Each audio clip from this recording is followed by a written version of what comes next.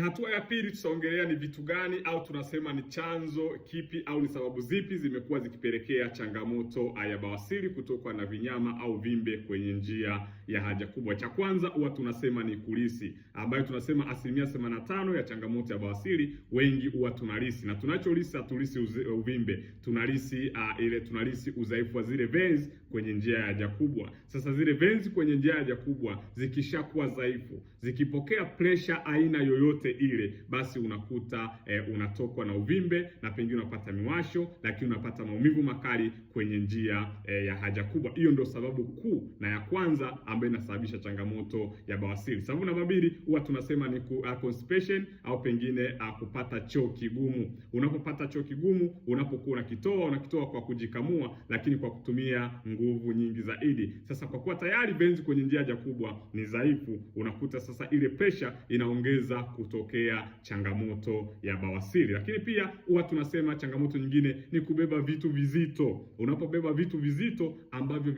ni zaidi ya kilogramu zako ulizonazo, moja kwa moja pia inaweza ikawa ni chanzo kimojawapo kinachopelekea changamoto ya bawasiri. Sasa wale mnaonyanyua chuma, unaponyanyua chuma zaidi ya kilo ulizonazo, inaweza ikakupelekea ile veins kwenye njia ya haja kubwa kuweza kuteleza na kupasuka na ukapelekea changamoto ya bawasiri. Lakini pia huwa tunasema ujauzito. Ndio maana wengine atakwambia mimi nilipata bawasiri nilipokuwa mjamzito. Ni kwa nini ujauzito? Kwa sababu unapokuwa na mimba huwa pressure inaongezeka kwenye njia ya haja kubwa. Sasa pressure ikishaongezeka na ikakuta una udhaifu wa veins kwenye njia ya haja kubwa, ndio hapo bawasiri huwa inatokea. Ndio maana mara nyingi wanawaambia unapokuwa unateseka na bawasiri, wengi wameteseka wanatumia dawa za kupuliza, kupaka, si kudumbukiza, operation, lakini bado inarudi. Ni kwa nini inarudi? Kwa sababu lazima tutibu veins kwenye njia ya haja kubwa. Lakini pia unene kupita kiasi, tunapenda kusema unene kupita kiasi especially unapokuwa na kitambi. Unapokuwa na kitambi pia kinaongeza pressure kwenye njia ya haja kubwa, ambayo ni hatari kwa afya yako. Lakini pia sababu nyingine ni kututumia vyakula vyenye nyuzi